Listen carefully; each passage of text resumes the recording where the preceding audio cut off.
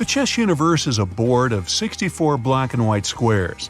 When you sit down to play, just make sure to position the board so that each player has a dark square in their lower left corner.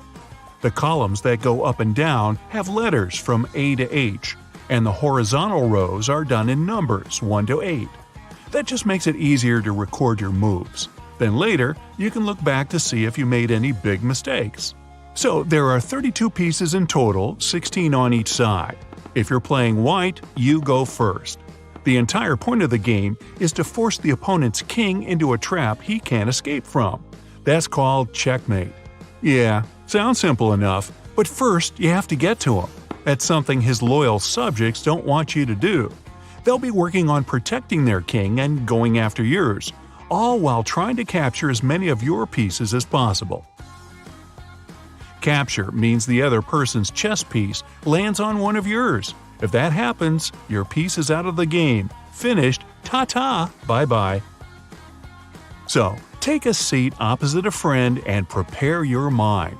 It's time to meet the team, starting with the pawns. The 8 pawns are out in front, so you're probably going to lose some of them early in the game.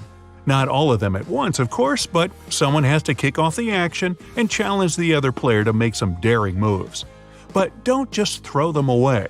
They can be really useful at blocking off paths and can even protect your king towards the end of the game. Oh, and don't worry too much when you start losing pieces. You'll be capturing plenty of your own. That's just how chess works. Pawns are the only pieces that can't go backward. They can move only 1 square forward or 2 squares forward if it's their first move of the game. Still, don't let them fool you. These sneaky little guys can capture even the toughest pieces if you play them right. When a pawn captures one of your friend's pieces, it does it with a skillfully diagonal move instead of just going forward. Also, if your pawn makes it all the way to the other side, you get to replace it with any piece you want. But getting there is not that easy. 2 rooks stand in each corner. These guys are pretty chill and can move around a bit more than pawns. They can go forwards, backwards, and sideways, but only if nothing's blocking their way. Rooks can't jump, but if your friend leaves a piece blocking their path, bam! Back in the day, these guys looked more like chariots. You can see why. Right next to the rooks are some horses, or as they like to be called, knights. They move in an L-shaped pattern in any direction they want. 2 jumps in one direction and 1 jump in the other. They're the only ones who can jump over other pieces, yours or your friend's. They can't land on a square if you've already got a piece there, but if your friend leaves a piece unguarded, bam again. After the brave and bouncy knights come the bishops. They stand on either side of the queen and king, ready to do whatever it takes to protect them. Bishops move diagonally, any direction that's open. One moves around only on the black squares, the other only on the white. And now the piece you've been waiting for, Her Majesty, the Queen. The white queen starts on a light square, and the black queen starts on a dark square. She's the most powerful piece on the board, with the combined powers of a rook and a bishop. But as always, with great power comes everybody wanting a piece of you. She's right at the top of your friend's most wanted list. If your friend captures your queen, it'll be way easier to go after the mighty king. Then it's all over. Kings can only move 1 square at a time like a pawn, but they can move in any direction, even diagonally. He captures pieces too, but it's way more tricky. Remember that checkmate thing from the beginning? When one of your friend's pieces gets into a position where they could capture the king, it's called check. Then you've only got a couple of options. Use one of your pieces to capture the piece that's threatening your king.